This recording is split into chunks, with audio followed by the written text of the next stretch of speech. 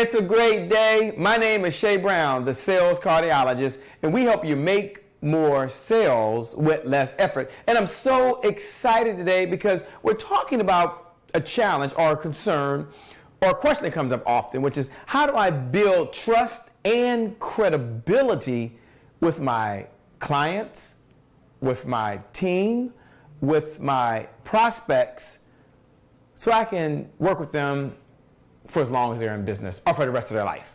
And if that's you out there and you want to know, what is the secret sauce? What's the formula that I can use to instantly build trust, to hold credibility, and more importantly, what I can teach to my 7-figure sales team. Now, you might be the 7-figure sales team. That might be you. And if that's you, that's okay. You're the original on the team. Or you want to build your 7-figure sales team. Well, as you build your 7-figure sales team, we've got to train the team on how to build trust and rapport with prospects. Now, they can generate it with prospects. It could be with clients. It could be with people who have an interest. There we go. It's a great day. My name is Shay Brown, the sales cardiologist, and we help you make more sales with less effort. And I'm really excited today. I'm super excited. I'm just really charged because the challenge, the concern, the question is, how do I build trust and credibility with my prospects, my clients, and my customers so I hold them, if you would, for life? How do I do that? But more importantly, not how do I do it, but how do I train my 7-figure sales team so they can build trust, they can build credibility, they can build rapport. Now, I get it. It's not just about the prospects. You want to build trust and rapport with them. It's not just about the clients. You want to build trust and rapport with them. And it's not even just about, if you will, the team. The question is, what are the best techniques? What are the insider strategies that you can do? Look, you're at the right place. You're at the right time. I'm really excited because as you build trust, as you build rapport, as you take that into the marketplace, people start trusting your products and services. They call you instead of you calling them. Look, I want to share something with you. There's going to be this paradigm shift that's going on. I know that the sales has a negative connotation.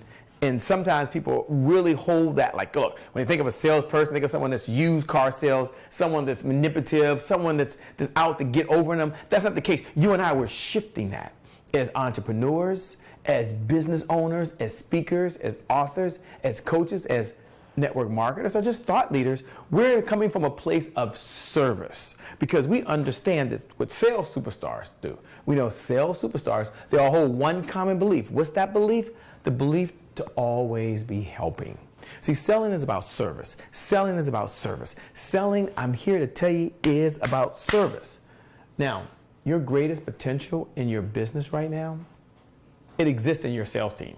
Now, even if you're the original salesperson, you're still the only salesperson, that's okay. But right here, there's this potential. And it's sales. And you're looking there, and maybe you haven't pulled the lid off yet. Maybe you haven't lit the fire underneath it yet. That's okay if you haven't done that, but it's there. And I'm going to give you the rocket fuel. I'm going to give you the energy you need so we can unleash your sales team and you can generate more revenue without your labor. Does that sound pretty good? Would you like to generate unlimited revenue right now without your presence being there? Well, absolutely. If that's the case, then welcome today. Oops, I had it on the wrong screen. I was going to check. Let me check, make sure you can even see me. I had it on the wrong screen, but that's okay. No worries. You and I are here, and you're here at an opportunity to learn how to train your 7-figure sales team. So let's jump right into the content today. I'm going to share 1, 2, 3 strategies you can use immediately to build trust and rapport. So let's jump right to the first one. Make sure this is working. Oh, hold on. Might have done something a second ago. There we go. Here's something that I want you to know that's very important. The past is not important when you are creating the future. So perhaps there's been some mistakes. Go ahead and jot that down in your notes right now. The past is not important when you are creating a future, because right now we're going to build trust and rapport. No matter where you've been before, no matter what challenge you have, we're going to shift that. Now, some of you are off to a running start, and others of you, you're just getting started. Look, how's it going to feel when you have your 7-figure sales team building trust and rapport? I'm excited. I can't wait. So let's give you number one. Now, this is going to sound overly simplistic, but it's so true. Go ahead and jot this down in your notes. Make the customer feel special. Go and jot that down. Make the customer feel special. One thing that was taught to me is that we all have our own unique way of seeing the world. And when your team is talking to prospects, although people on your team may not see themselves in sales, they might see themselves as someone that's helping, an account manager, a business development person, maybe they're your virtual assistant or your personal assistant, or maybe there's someone within the company and they're just having a discussion and they don't see themselves in sales when they're talking to the prospect. Well, here's the challenge. When they're talking to the prospect has this big X in their body. What are you trying to sell me? What are you trying to sell me? Oops, what are you trying to sell me? And that's a challenge. So one of the strategies I'm going to teach you is to enter the world of your prospect and see the world from their view. Because when you build trust, trust reduces resistance. So now that's coming down. You're now in the world of your prospect. You're seeing the world from their view. You're seeing their problems. You're hearing their challenges. You're listening for ways they're looking to do things more efficiently, more effectively. You're listening to how you can help them achieve their goal. Now, so you're going to make the customer feel special. Now, I will share with you that my son, 26 years old, has a different view of the world than I have. My mother dear, has a different view of the world than I have. You watching right now, you have a different view of the world than I have. So we all have our own unique view of the world. Let's make sure we enter the world of the prospect. We see the world from their view. We speak their language. And we make the customer feel special. That's number one. How do you build trust and credibility so you hold a customer for life? Well, you got to make them feel special every single opportunity that you can. That's number one. Let's share number two if we can. Let's share number two because this is important. You hear it said different ways, and I want to make sure that I share it in a way that you come across as being authentic, even if you don't like selling. That you come across as being yourself, as you come across as being real, not trying to be some phony person. Because I believe when you're talking to people, you talk about how to build trust and credibility. I believe when you're talking to them, some people have this phony meter in their mind, in their radar, and they can tell when you're being phony. And you don't want to do that. But here's a technique that you can do to build greater trust and rapport. Go ahead and jot this down in your notes, please. Put this one down in your notes. This one right here. Well, obviously, this one's going to help you. Match your customer's style. Put that in your notes. Match your customer's style. So as you go and you match your customer's style. Break that down for me, Shay. What does that mean? Does that mean I got to dress like them? No. Although if it's a business client and you're going to see them, you might want to dress with business attire. What that means is you're going to watch their voice rate. You're going to listen to their tonality. You're going to listen to how they frame the conversation. Now, on another episode, if you haven't seen that episode, we talk about personality-based sales, where we're listening for the type of customer, and there's over 20 different types. We're listening for the personality, and no matter what assessments you've done out there, there's about 4 or 5 key personality types. And you put those two together, and we match their style. We match their language patterns. We match how they like to be communicated to. Some people are very emotional, so we got to speak in an emotional language. Some folks got to hear you. So when you talk to them, you've got to say, I hear you. I'm listening. Others are very visual, very visual. So you gotta say, I see where you're going. There's a few things we can mix in there to make this a little more advanced. But at the level right now that we're at, I just want you to have this one point. Match your customer's style. Match your customer style. Because when you do that, then you find yourself right there where they are and not too far over. Does that make sense? Does that make sense? Great, great. Glad you did. Let me share a couple bonuses over here that I just want to share with you. And this might sound like something you've heard before, and you might not be like, woo, blown away by this idea. It might not even knock your socks off. It might not do that. But what it will do, I believe, is going to help you build trust and credibility with your prospects for your 7-figure sales team, because your greatest potential in your business exists in your sales team, and they're right there. They're ready to explode. They're ready to go out there. You're ready to generate revenue without your labor, and I'm giving you the best ideas, the insider strategies, the techniques, the secrets that you need right now to make it happen. So let's talk about 3 right here. Number 1, avoid a solution that doesn't work. And I'm not saying you're going to oversell something, but just be careful when you're dealing with a prospect that you're trying to get that's maybe with another competitor.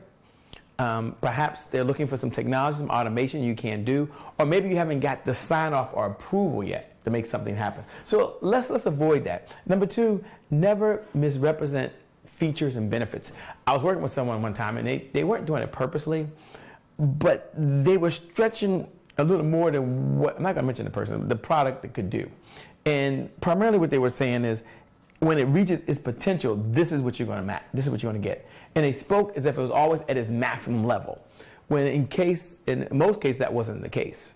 And so when you do that, again, I don't think people do it purposely. I think sometimes they're having a conversation, they're excited, another client or customer achieves some result, and they hold that to be like so true for everyone.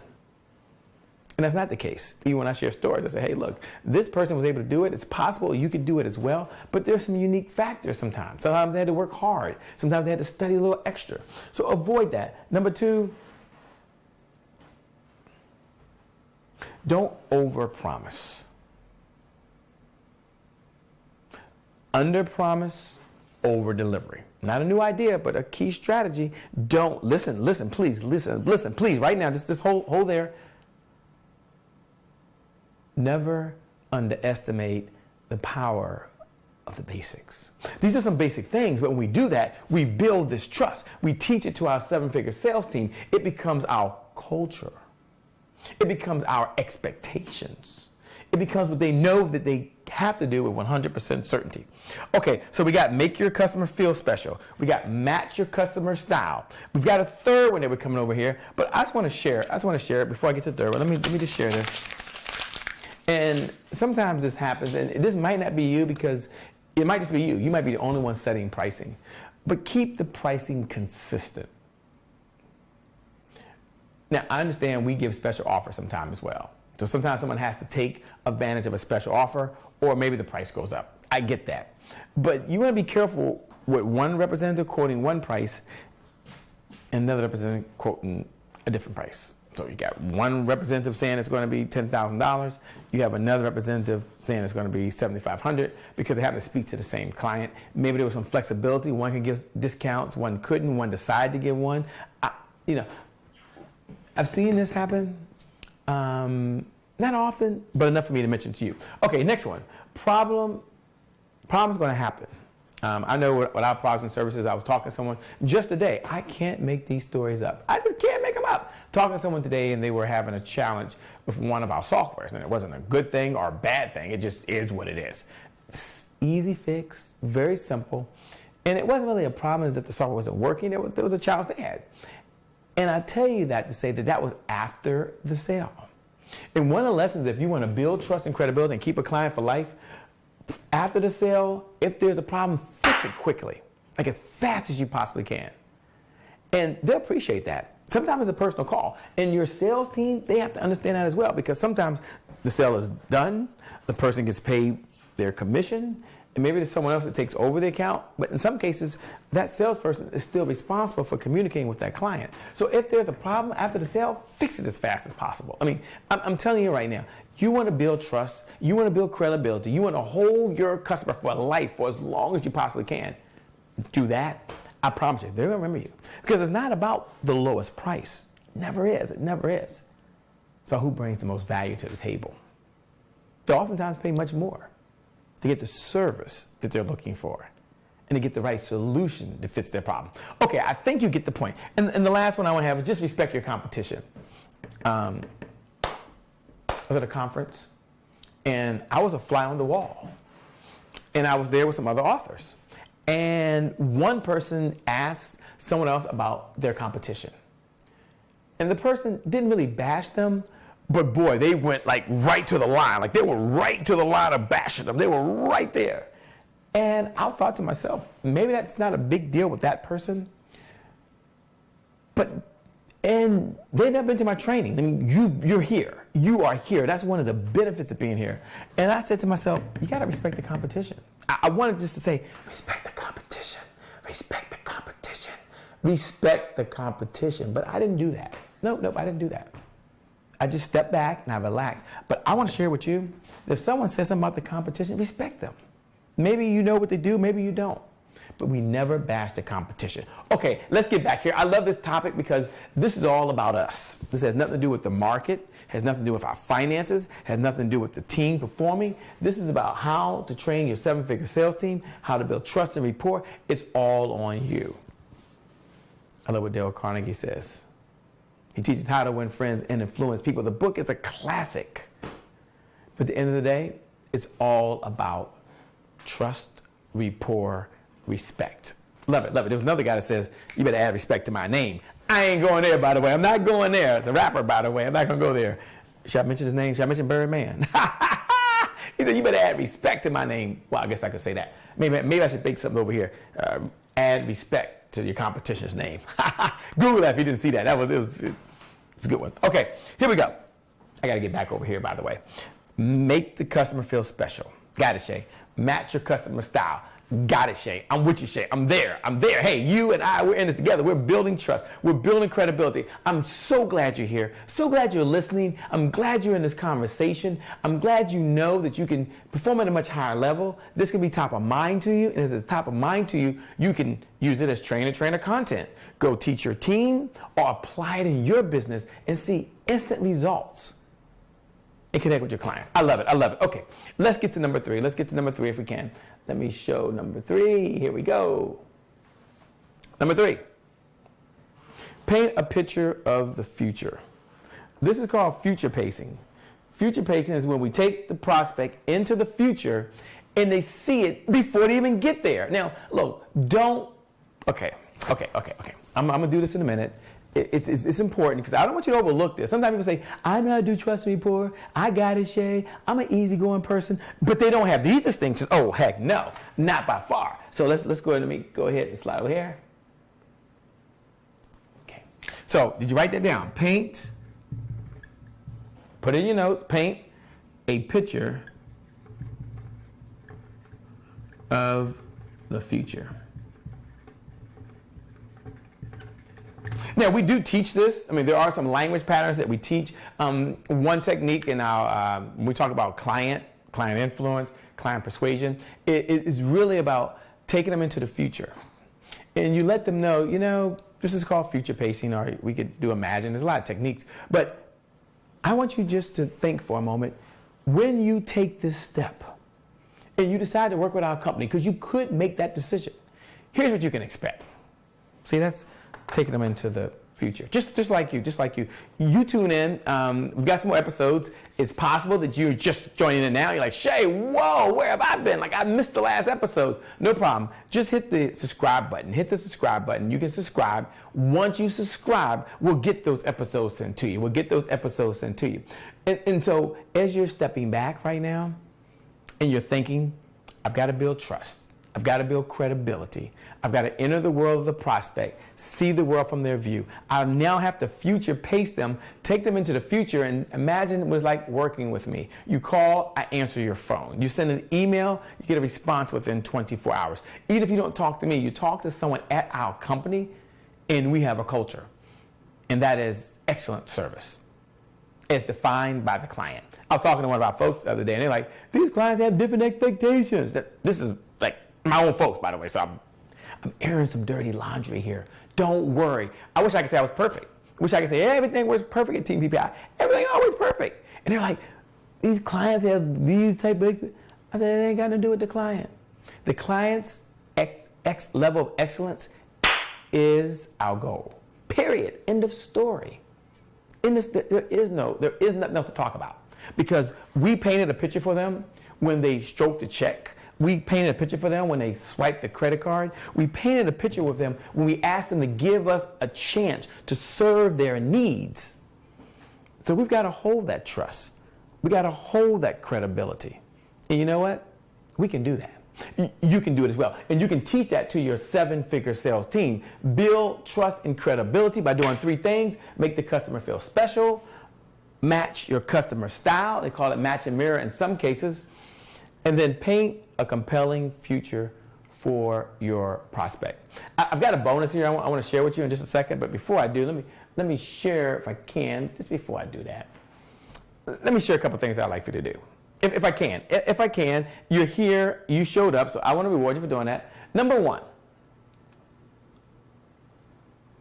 ask meaningful questions.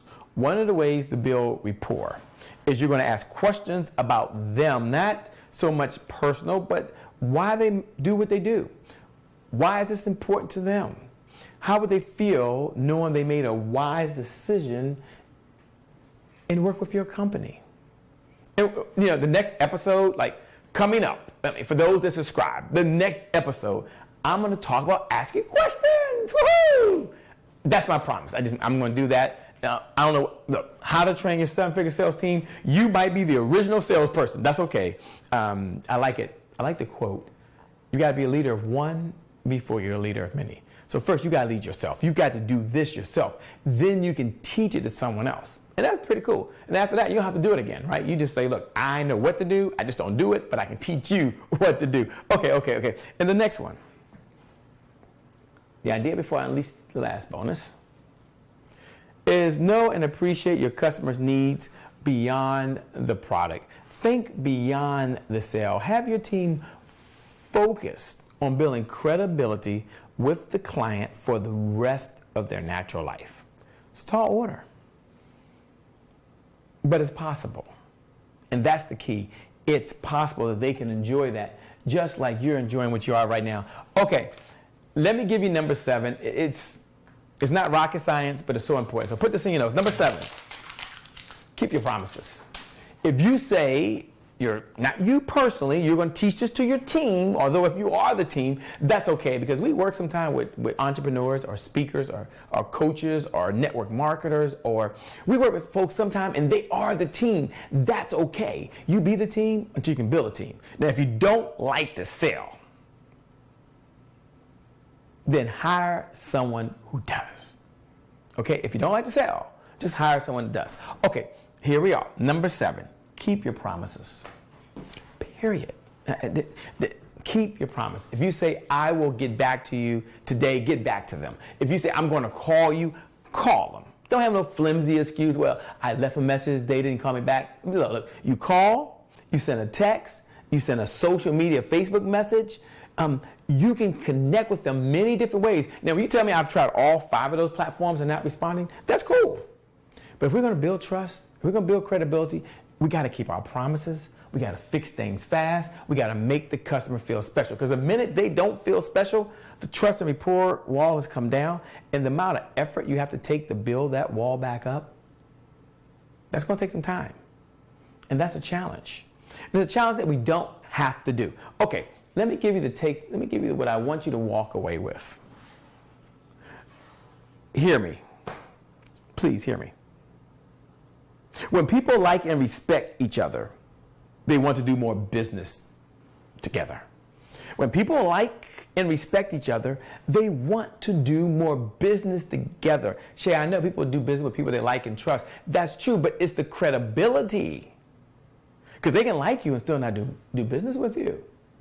If you have the right price or the right price point, they can not like you at all and still buy. If I'm on the car lot and the guy says the car is going to be, I don't know, $10,000 and everywhere else is $20,000, if I don't like that person, I might buy the car.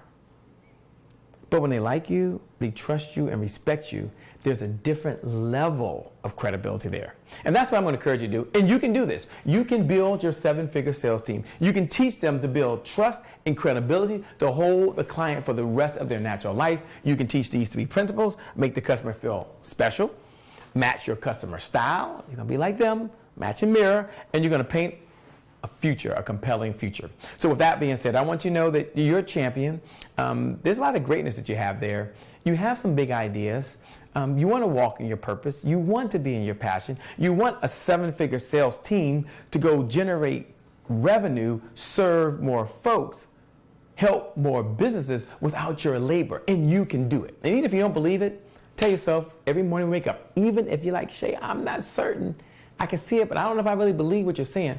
Tell yourself every single day, this Shay Brown, that's I, Shay Brown, I'm going to hold the belief for you until you get there. I'm going to hold the belief for you until you get there. So with that being said, do 3 things. Always be humble, like serve the best you possibly can. Always stay hungry. Keep learning, keep tuning in, keep listening. And number 3, always hustle. You be humble, you always stay hungry, and you always hustle. And the next 30 days will be your best 30 days ever. I believe the best is yet to come because you're an amazing person. You're a phenomenal individual. And you got what it takes. And you will be successful. So with that being said, my name is Shay Brown, the sales cardiologist. Make it a great day, everyone. And we're going to make some good things happen. We connect again next time. I'll see you real soon. Bye-bye for now.